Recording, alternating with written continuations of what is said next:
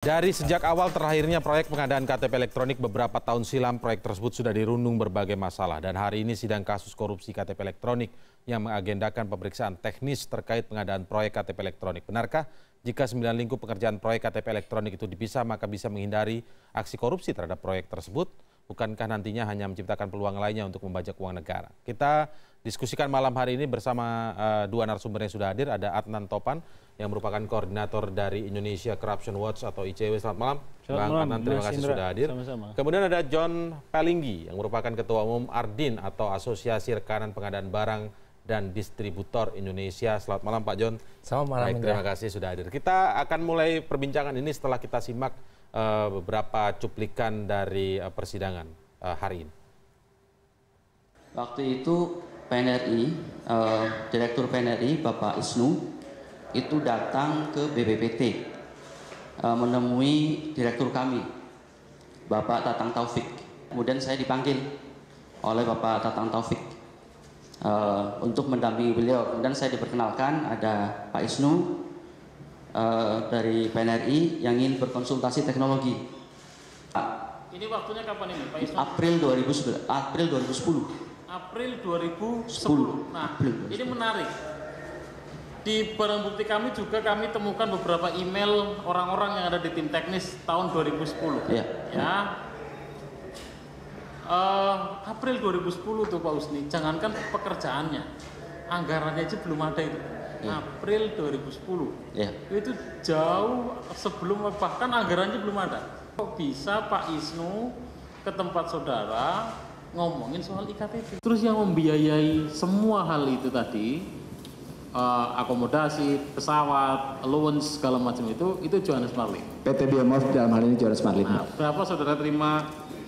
Berapa hari saudara di sana? Saya lupa tanggalnya, pokoknya September Pak, ya September sekitar 17.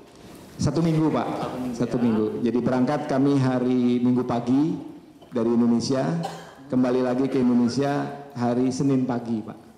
Ya. Minggu depannya. Itu tahun 2012. Pekerjaan 2012. KTP masih berjalan. Masih berjalan. Oke. Kemudian selain saudara terima uang tiket, uang hotel, allowance segala macam, ada uang yang berbentuk cash yang saudara terima. Uang. Iya, ada Pak. Berapa itu Pak? Jumlahnya 20.000 US dollar. 20.000. Dari siapa saudara terima? Jadi kebetulan yang menerima adalah saya. Waktu itu saya terima ketika pagi hari kami akan berangkat di Bandara Soekarno-Hatta. Saya terima dari pegawainya Pak Johannes Marlim. Saudara masih ingat namanya? Saya tidak tahu namanya, saya tahu wajahnya aja. Laki-laki atau perempuan? Laki-laki. Laki-laki ya. Kemudian apa cuma saudara yang disangguin? Baik, intinya sidang hari ini kembali membahas tentang hal teknis ya, tapi catatan yang paling penting tadi ketika bicara dalam pengerjaan KTP elektronik itu kan ternyata ada 9 lingkup pengerjaan sebenarnya, ada 9 hal terkait chipnya, dan beberapa hal yang lain begitu ya. Sebenarnya dalam aturan proyek atau pengadaan barang yang dibiayai oleh APBN, menurut Anda sebenarnya apakah memang sebenarnya itu harusnya dipisahkan, ditangani berbeda-beda oleh perusahaan yang berbeda-beda, ataukah memang jadi satu paket seperti itu menurut Anda Pak? Sebetulnya dalam pengadaan barang dan jasa instansi pemerintah itu harus bersifat utuh. Maksudnya bersifat utuh bagaimana? Utuh artinya paketnya itu pengadaan iktp, bahwa pemenang dari itu memisahkan masing-masing diberikan berdasarkan persetujuan pimpinan proyek, disubkan berdasarkan kualifikasi masing-masing yang mengadakan, bisa saja.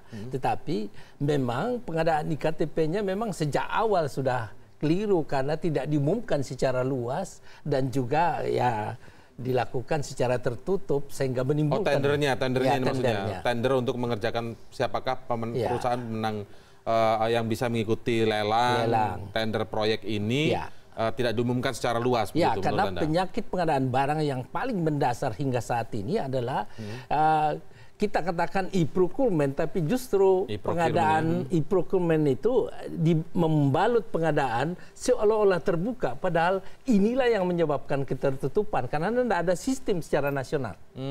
Jadi sebetulnya mungkin bisa Anda jelaskan lebih awal. Sebenarnya e-procurement itu sebenarnya tujuannya untuk apa awalnya? E-procurement itu saya 2001 sudah ikut di dalam pertemuan APEC di Beijing, di delegasi sama Pak Abdo, delegasi pemerintah resmi, membahas e-procurement bagaimana supaya mempercepat proses tender dan juga dengan sistem keterbukaan seperti itu. Jadi tendernya melalui online begitu online, sebenarnya? Tendernya terbuka. online ya. Sayang sekali di Indonesia memang dibalut dengan e-procurement, tapi masing-masing instansi pemerintah itu sendiri aja.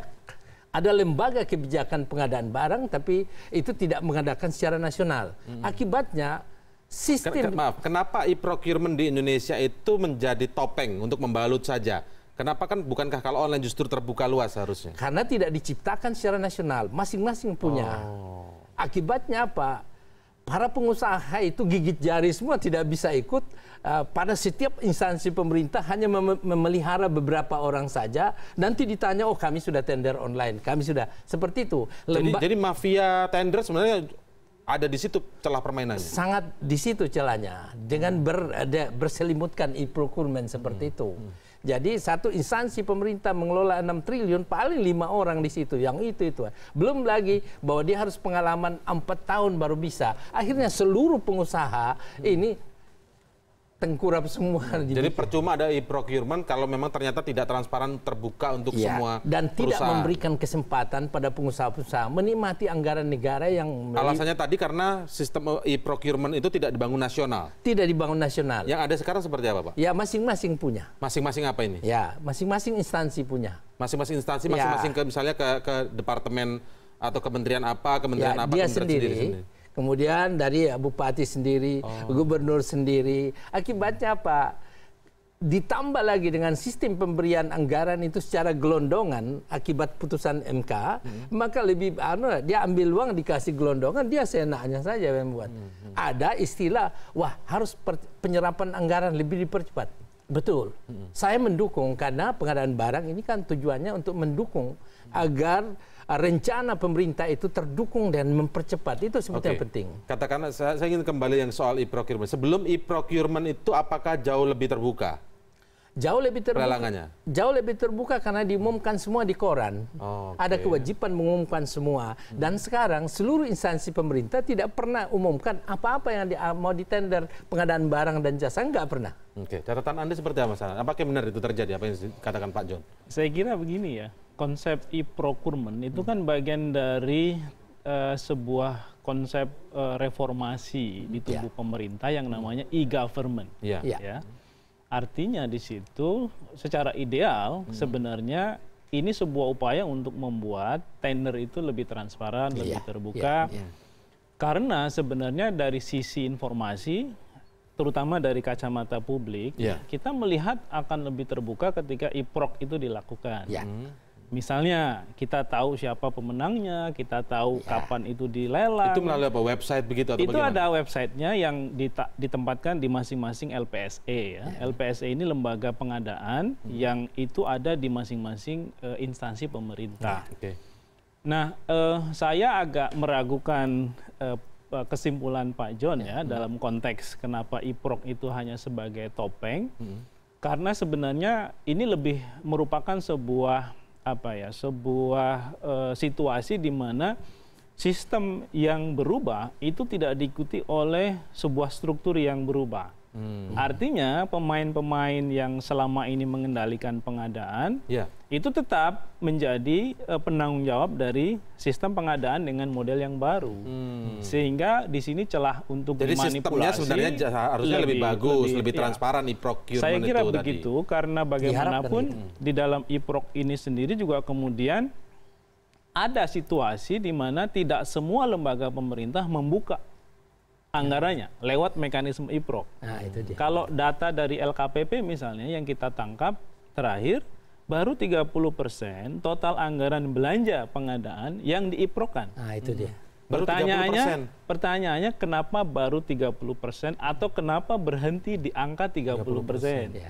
Apakah berarti dari sisi pejabat publik mereka enggan untuk membuatnya menjadi 100 karena akan semakin sedikit celah untuk dimanipulasinya. Itu pertanyaannya. Nah, Nah, di dalam IPROK sendiri kemudian ada banyak varian.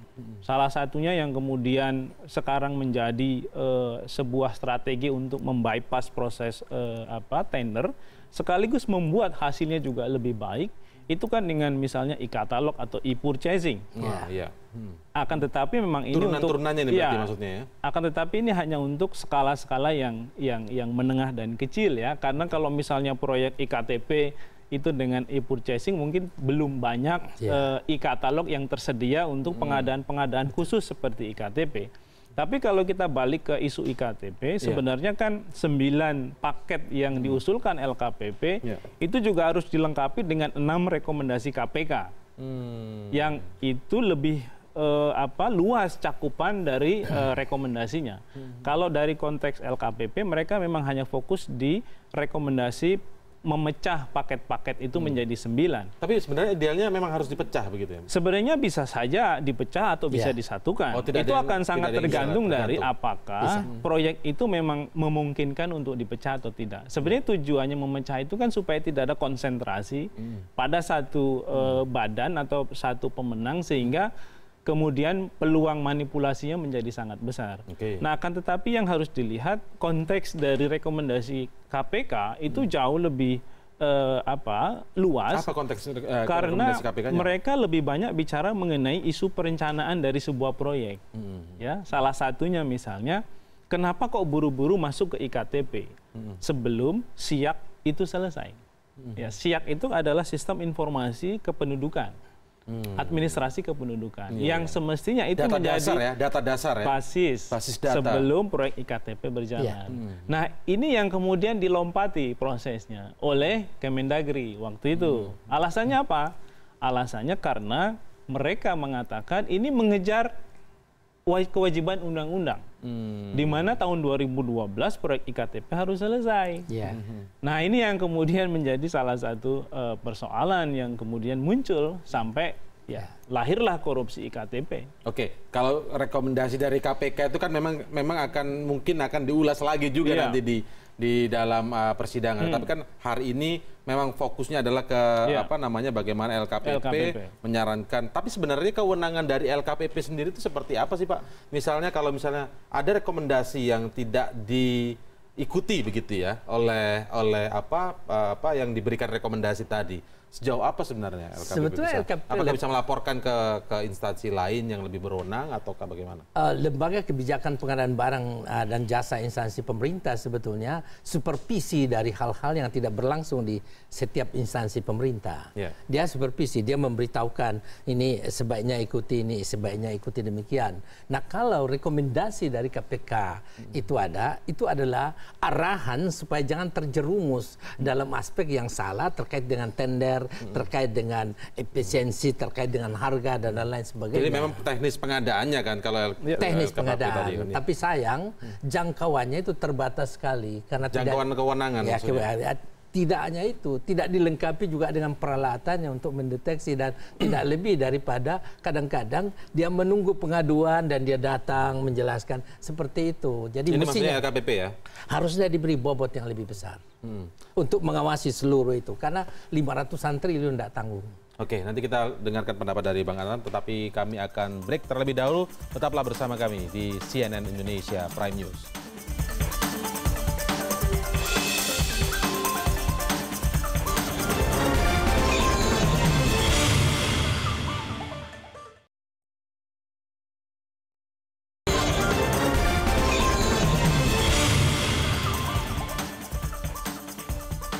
Ya, dalam sidang hari ini kan terungkap begitu ya di persidangan ketika salah satu anggota dari LKPP atau kalau misalnya di bidang hukumnya begitu ya dari LKPP Setia Budi Arianta tadi mengungkapkan ketika sudah memberikan rekomendasi tapi rekomendasi itu tidak dijalankan. Sebenarnya kewenangan LKPP ini menurut Anda seberapa signifikan harus ditambah ataukah memang sampai saat seperti ini saja sudah tepat sebenarnya?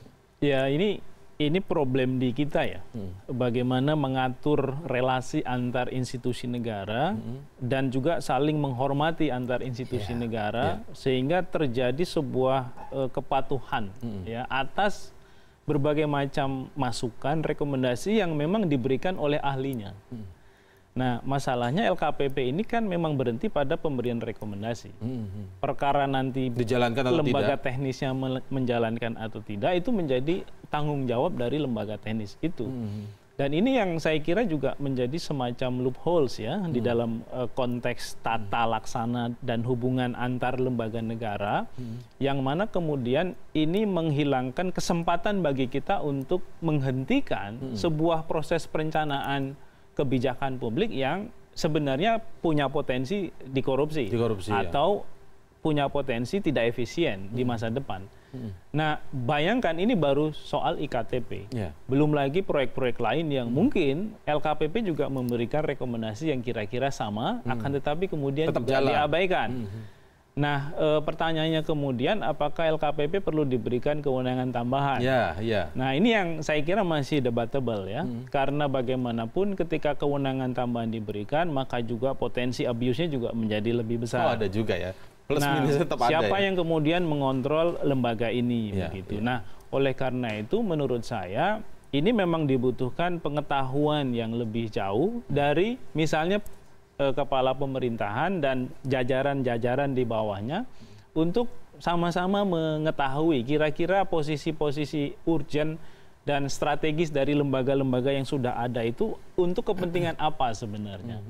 Karena bagaimanapun kan isu yang dibawakan oleh LKPP ini kan untuk mendorong supaya pengadaan itu lebih efisien, supaya pengadaan itu juga lebih akuntabel, supaya pengadaan itu lebih terbuka misalnya. Nah, kalau misalnya masih debatable ketika LKPP diberikan kewenangan tambahan atau tidak misalnya, tapi kan paling tidak di situ LKPP sudah tahu ini ada rekomendasi, ada hal yang sebenarnya tidak layak untuk diteruskan. Kalau dalam seperti ini kondisinya.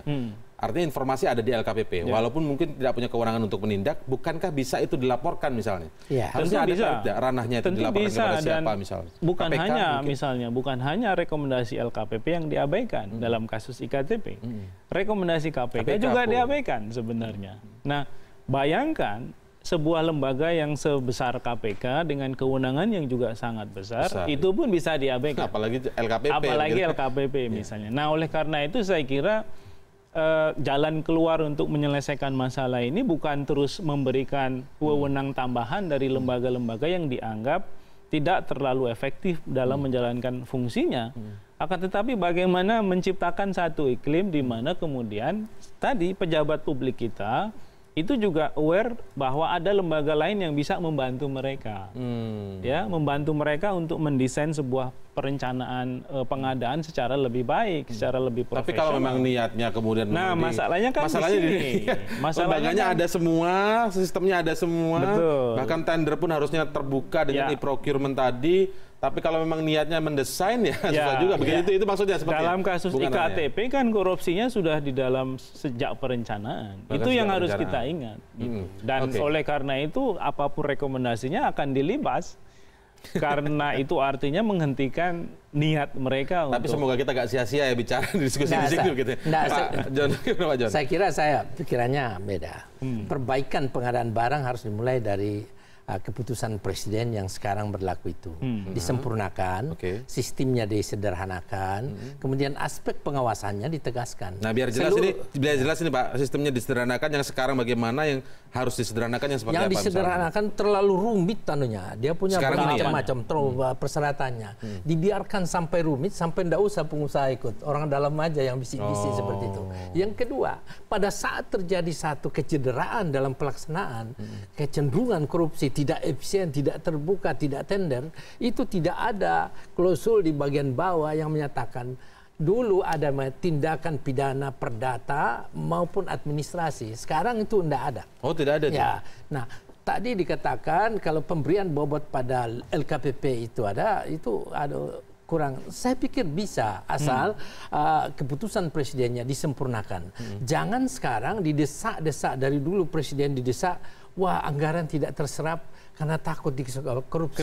Ya yuk jangan pegang proyek sebagai seorang pimpinan proyek pembuat keputusan kalau memang tidak Berani. Orang yang takut itu adalah orang yang niatnya sudah mau mencuri uang negara kan.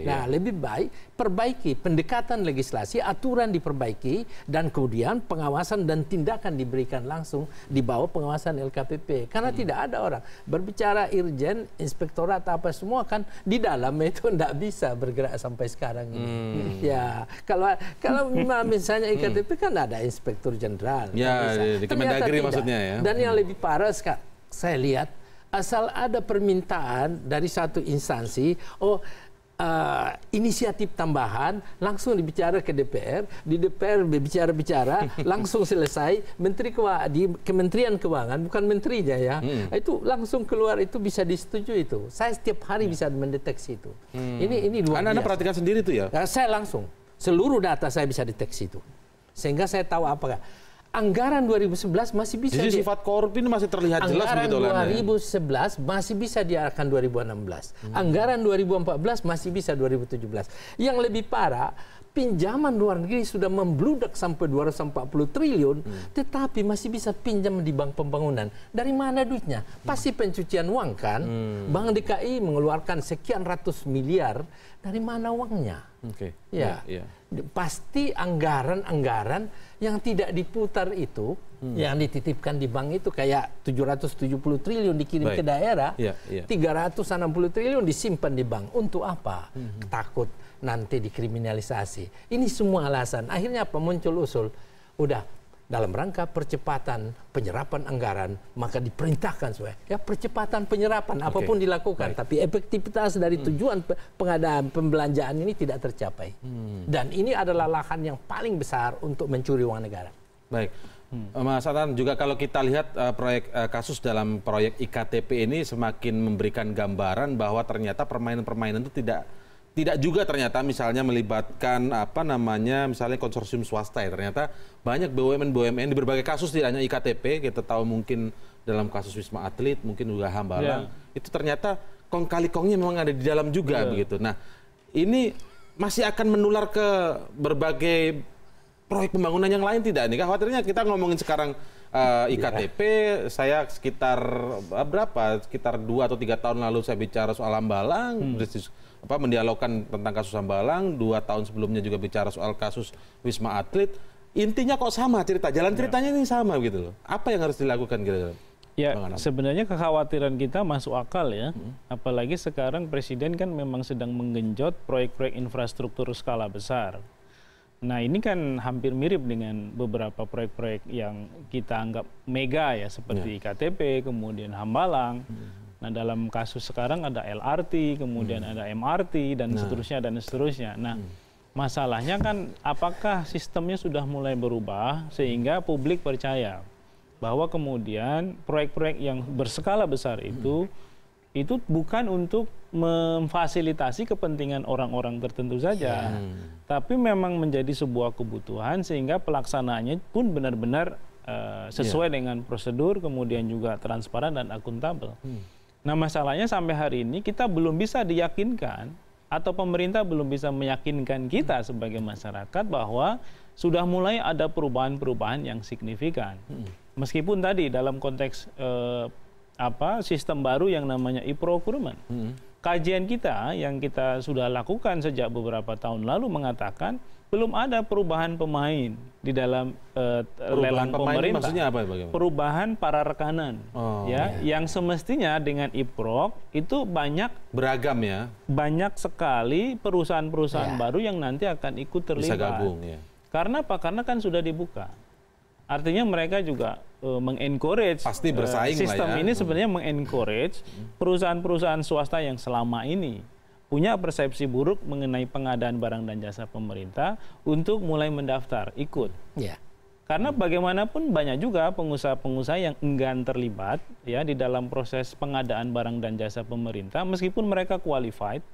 Tapi mereka lebih memilih untuk saya lebih baik main di sektor swasta saja daripada main di sektor pemerintah karena saya harus bayar fee. Saya harus bayar DP. Saya harus bayar ini, bayar itu dan seterusnya sehingga mereka juga pasti akan kesulitan untuk melaksanakan proyek itu, terutama untuk menjaga kualitasnya. Ya, karena banyak perusahaan yang profesional tidak mau kemudian mereka mengabaikan sisi kualitas barang yang disediakan oleh mereka. Sehingga ya relatif mereka lebih banyak diam, menunggu sampai sistemnya berubah. Nah pertanyaannya kemudian, kenapa selama beberapa tahun ini belum ada perubahan signifikan? Masih sama, padahal ada sistem yang baru. Dari perusahaan-perusahaan yang ada di luar untuk kemudian bisa ikut mendaftar. Bagaimana menekannya? Itu bagaimana? Kalau ada sistem baru tapi tidak berjalan, stagnan, kok sepertinya dibiarkan saja. Nah, sebetulnya ada. Masalahnya di mana, Pak? Sebetulnya ada. Jadi Bapak Presiden itu dengan proyek yang disebutkan tadi, 225 proyek ya, mulai jalan tol, jalan, pelabuhan udara, laut, pembangunan 1 juta rumah, pariwisata, bendungan. Sebetulnya itu sudah dikeluarkan. Masalah proyek infrastruktur strategis nasional diiringi dengan instruksi Presiden percepatan. Dan itu agak keras. Namun di dalam aturan ini juga Bapak Presiden mengawal lagi dengan menerbitkan peraturan pemerintah percepatan pemberantasan korupsi. Diiringi lagi dengan tim sapu bersih. Sebetulnya ada ini. Cuma instrumen di bawah ini harus dilengkapi. Kalau pengadaan barang instrumen di bawah ini sampai di lapisan apa contohnya, Pak? Pengadaan barang dan jasa itu harus segera direvisi sehingga itu betul-betul tidak usah terlalu tebal begini bukunya. Tipis-tipis saja. Ya. Nanti kalau nggak detil banyak ini celahnya lagi, Pak. Nah, tidak, justru ini dengan rumitnya itu persyaratannya. Pengusaha dari luar nggak bisa ikut. Padahal dia tinggal panggil aja temannya, saya lihat 6 triliun cuma 5 orang yang bisa kelola itu seperti itu. Jadi, 6 triliun cuma 5 orang ya. Ini saya senang dari ICB menyatakan bahwa perluasan kesempatan berusaha dan para pengusaha ikutlah menikmati. Mana kok menciptakan orang kaya baru dengan sistem pencurian. Ya, sementara pengusaha lain itu tertengkurap semua seperti itu. Janganlah begitu. Iya, iya. Baik, kalau kita lihat ya, kembali ke soal IKTP secara umum begitu. Yang di situ sebenarnya ada BUMN, PNRI sebagai konsorsium yang memenangkan tender. Walaupun prosesnya tadi disebut banyak kecurangan, disebutkan dugaannya seperti itu ya, dalam persidangan kan disebutkan itu. Tapi kemudian ini disubkontrakan ke berbagai pihak. Lalu kemudian, tapi sebenarnya desain ini yang mengatur justru bukan orang yang ada di situ, orang luar. Yang disebutkan tidak, pengusaha apa juga tidak jelas. Katanya pengusaha kaos yang sekarang menjadi tersangka, Andi Agustinus atau Andi Narogong. Bagaimana orang seperti ini, Mas Adnan, itu bisa benar-benar masuk ke dalam pusaran, bisa menjalankan desain yang sebegitu canggihnya begitu. Itu bisa disebut canggih ya, karena dia bisa bicara kepada pimpinan DPR, waktu itu pimpinan fraksi, dia bisa bicara dengan perusahaan-perusahaan yang konsorsium BUMN dan lain sebagainya. Bagaimana itu? Ya, untuk kaya di Indonesia itu kita nggak butuh kepintaran. Akhirnya tapi begitu ya. Akses. Dan orang-orang seperti Andi Narogong ini mencerminkan bagaimana orang yang nggak berpendidikan sekalipun, ya, karena kita tahu Andi Narogong itu informasinya tidak tamat, SMA gitu, tapi punya akses sampai ke lingkaran utama dari cabang-cabang kekuasaan politik di Indonesia. Nah, inilah yang kemudian dimanfaatkan ya untuk ikut terlibat mempengaruhi berbagai macam proses perencanaan kebijakan publik. Dan ini sebuah praktek yang lumrah di Indonesia. Dan banyak sekali Andi Narogong lain. Lumrah tapi nggak benar ya sebenarnya. Lumrah tapi tidak benar. Kita melumrahi. Iya, artinya sesuatu yang ini adalah sebuah fakta ya, yang selama ini menjadi praktek dalam proses perencanaan kebijakan setiap publik proyek yang masih bahkan berjalan sekarang juga ada orang seperti itu. Banyak orang-orang seperti itu. Bahkan dalam konteks di daerah itu sudah jadi pekerjaan.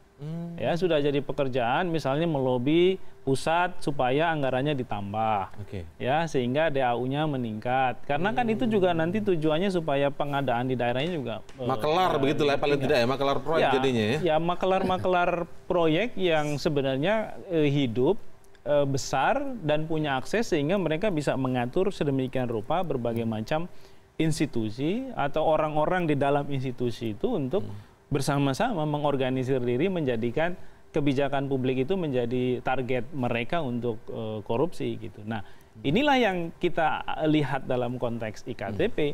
Kita juga bisa melihat pola-pola seperti itu di dalam kasus yang lain. Dalam konteks misalnya lembaga peradilan, kita juga melihat ada di situ Rohadi ya, orang-orang yang sebenarnya dia hanyalah sebagai staf administrasi, tapi juga pada saat yang sama punya pengaruh yang besar karena sekali lagi aksesnya yang dicari. Tapi tidak itu aja, soal perilaku. Soal perilaku kita tahan dulu, nanti kita lanjutkan setelah jeda. Tetaplah bersama kami masih akan mengulas hal ini sesaat lagi di CNN Indonesia Prime News.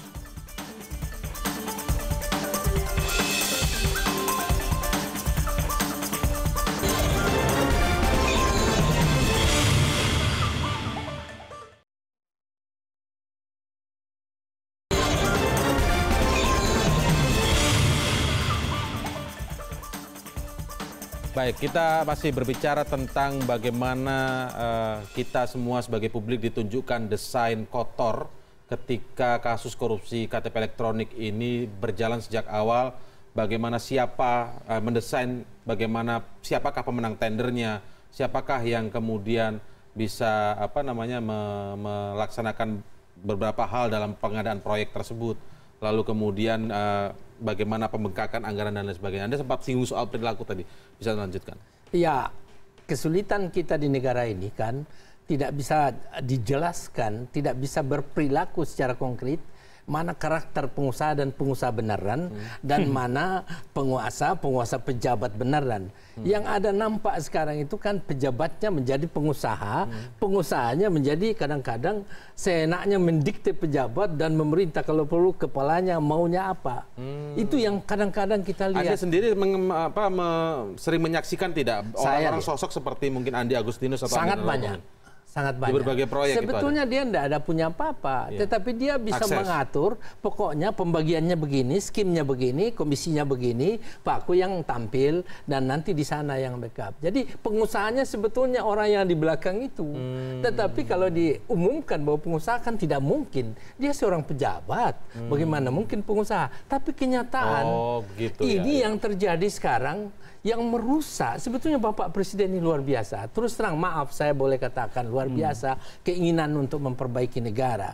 Tetapi tolong orang sekeliling itu jangan bertindak di atas sebagai pejabat pemerintah, tapi sebetulnya dia pengusaha. Tidak jelas. Dan pengusaha itu dalam pejabat publik tapi sebenarnya pengusaha juga. Dia tinggal panggil yang muncul ini adalah orang-orang yang dibayarannya. Ya, seperti pion aja yang lu ngatur deh hubungi sana, kalau saya yang ngatur kamu komisi-komisi enggak enak. Maka saya rasa harus jelas. Kalau duduk di eksekutif, legislatif, sudahlah. Biarlah menjadi pengawas dari semua kepentingan negara yang kita supaya kita berubah ke arah yang lebih baik. Tetapi pengusahanya itu betul-betul tampil. Jangan pengusaha yang didikte. Saya kasih proyek sekian. Kalau enggak, direktur BUMN saya ganti kamu ke direktur BUMN kalau kamu tidak ikuti. Ini asumsi apa kenyataan, Pak? Udahlah Pak, pokoknya kan saya ini sudah puluhan tahun melihat keadaan. Enggak usah kita, siapapun kita itu bisa ada ranahnya untuk dilaporkan tidak sih sebenarnya? Ya ini nanti kita ya sebenarnya sih kalau kita mengacu pada Undang-Undang Tipikor, itu kan ada 7 jenis korupsi yang diatur. Salah satunya misalnya benturan kepentingan di dalam pengadaan, perbuatan curang di dalam pengadaan. Nah sayangnya penegak hukum itu sekarang masih hanya fokus di pasal 2, pasal 3 yang menyangkut kerugian keuangan negara dan suap. Nah baru KPK yang mulai beranjak masuk ke benturan kepentingan di dalam pengadaan itu untuk kasus korupsi pengadaan di Madiun. Itu pun baru 1 kasus. Ya artinya sejak undang-undang itu lahir tahun 99. Tahun di luar 99 karena undang-undang tipikor kita itu kan tahun 99. Di luar pasal 2 dan 3 serta suap dan gratifikasi, yang 3 lainnya itu tidak pernah disentuh. Dan tidak pernah dipakai sebagai landasan untuk menjerat perilaku koruptif. Yang kita lihat sebagian besarnya ada di proses pengadaan barang dan jasa. Nah inilah yang saya kira juga menjadi catatan bahwa kemudian dari sisi pengawasan terutama yang law enforcement itu juga harus mulai dibenahi. Mereka juga harus mulai memanfaatkan aturan-aturan hukum yang disediakan untuk mereka bekerja. Baik, Bang Anand, saya ingin kembali menyoroti soal begitu banyaknya ternyata perusahaan-perusahaan BUMN yang akhirnya banyak juga terlibat dalam kasus-kasus korupsi seperti ini. Kita ingat mungkin nama PT Adikarya sering disebut, kemudian sekarang PNRI juga sering disebut. Bukan menjudge begitu atau menghakimi, tetapi ini kan berulang kali muncul begitulah. adakah sebenarnya sistem yang membuat efek jera atau deterrent effect begitu bagi pimpinan-pimpinan perusahaan-perusahaan BUMN ini agar juga hati-hati, tidak sekedar menerima proyek ataupun mungkin terlibat dalam pengaturan kong kali kong dalam proyek tersebut begitu loh. Saya kira begini, kalau saya CEO sebuah perusahaan, saya akan lebih baik melakukan sebuah atau mendesain sebuah bisnis secara profesional. Ya.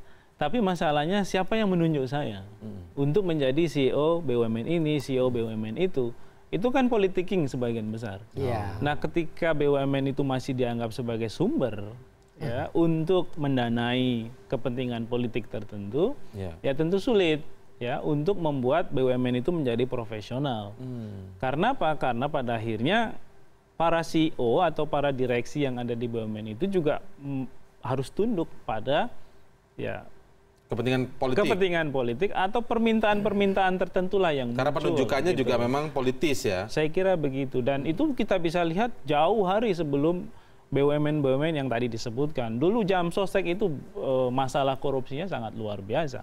Ya, karena apa? Karena ya memang ini menjadi semacam sapi perah buat politisi. Nah, sapi perah itu kata-kata yang tepat itu ya. Nah, oleh karena itu saya kira memang sebagian ya pendekatan untuk membenahi ini dalam kacamata kelompok liberal ya itu adalah dengan memprivatisasi. Supaya apa? Supaya memang ini benar-benar pure professional bisnis. Ya, karena kadang-kadang campur tangan negara itu justru membuat masalahnya menjadi lebih rumit. Nah, kenapa kita nggak hanya fokus ya negara itu melayani hajat hidup orang banyak saja? Sehingga jadi maksudnya perusahaan-perusahaan yang tidak bersentuhan langsung dengan hajat hidup orang banyak, sebaiknya diprivatisasi. Misalnya perusahaan konstruksi, ya, itu kan sebenarnya perusahaan swasta banyak. Dan kalau kita melihat datanya, net income BUMN konstruksi itu ternyata lebih kecil daripada perusahaan swasta, padahal aset mereka jauh lebih besar. Nah, pertanyaannya kenapa gitu?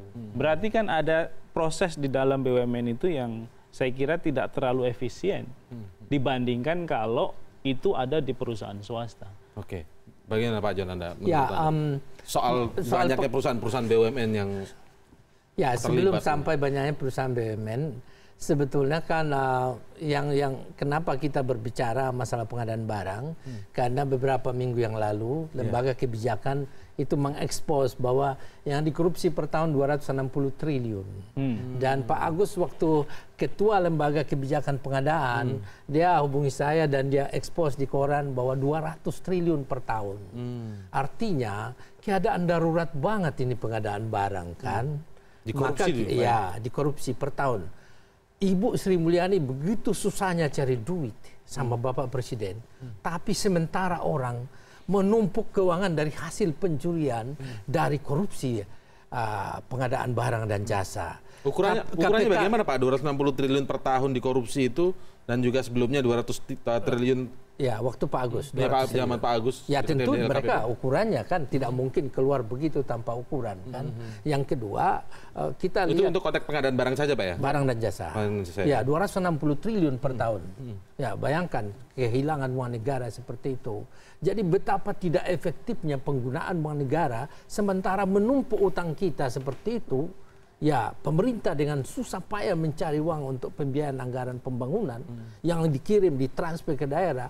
Dan sementara satu kelompok orang yang memang sepakat untuk mengambil uang sudah ada itu, timnya begitu ya. Tidak hanya berbicara aparatur pemerintah, tetapi berbicara orang swasta ini memang harus ditertibkan betul.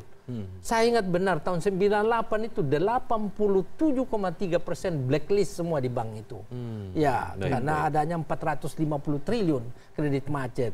BLBI 144,5 triliun. KLBI. Nah, yang ini juga swasta sudah mulai harus berubah ke arah yang lebih baik. Bantu Presiden supaya bisa kita hidup ya seperti ini.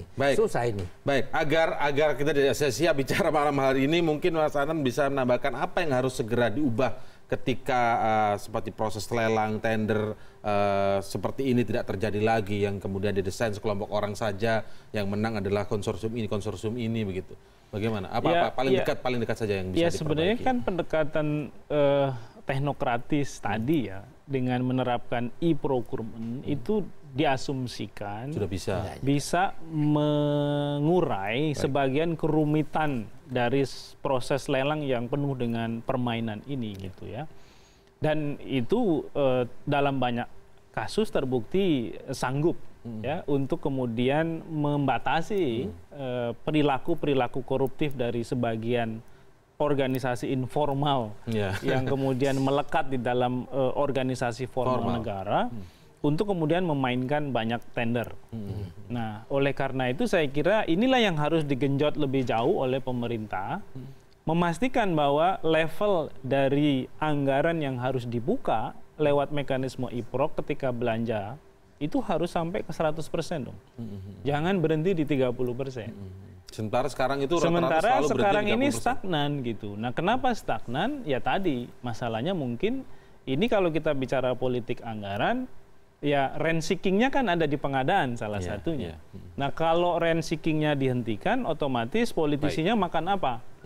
Nah, ini yang kemudian jadi akhirnya masalah. begitu ya. Dan tidak akan pernah selesai. Tapi kita harapkan ini masih terus berjalan. Semoga di fakta persidangan selanjutnya mungkin pada hari Kamis begitu akan semakin terungkap begitu ya. Sedikit Pak. Ya sedikit aja. Saya kira ya, perubahan penyempurnaan keputusan Presiden sangat mendesak dan juga diumumkan aja semua apa yang diadakan pada setiap instansi selesai. Jadi tidak usah ditutup-tutupi. Sebetulnya DKI sudah memulai mengumumkan semua. Diumumkan ya terbuka. Ya diumumkan aja terbuka. Melalui media massa maksudnya begitu Pak. Diumumkan ke semua dikasih sehingga gampang juga. Ini tertutup Dipantau. semua. Baik. Satu lagi Mas, yang juga saya kira jadi terobosan sekarang, meskipun itu inisiatif lokal, pemerintah Bojonegoro, mereka sudah mendorong open contracting. Bayangkan kontrak itu dibuka kepada publik, ya, sehingga publik bisa menskrutinai proses pengadaan, kira-kira ada masalah atau tidak. Oke, baik. Kita akan lihat nanti fakta terbaru di persidangan pada hari Kamis nanti seperti apa. Semoga semakin terungkap ke publik apa permainan-permainan mafia proyek ini Pak ya, yang kemudian memainkan uang negara. Terima kasih sementara ini atas penjelasannya Pak John Melengi dan juga Bang Adnan Topanusodo, koordinator dari ICW. Selamat malam. Selamat malam.